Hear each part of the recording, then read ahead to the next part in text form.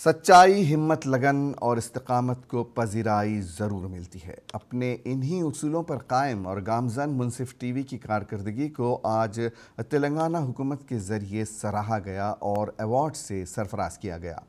आलमी यौम ख़वातीन के पेश नज़र हैदराबाद में महकमे इत्तलाआत व ताल्लुकात आम्मा के ज़ेर एहतमाम मुनक़्क़दा एक ख़ुसूसी तक़रीब में हमारी नुमाइंदा सीनियर सहाफ़ी इंद्रानी सरकार को अवार्ड से नवाजा गया। इस तक़रीब में शोबे सहाफ़त में काम करने वाली ख़वातीन सहाफ़ियों को तहनीत पेश की गई।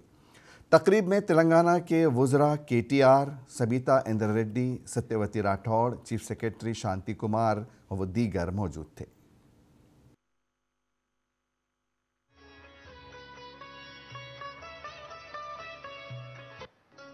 మున్సిఫ్ టీవీ నుండి ఇంద్రాణి సర్కార్ గారు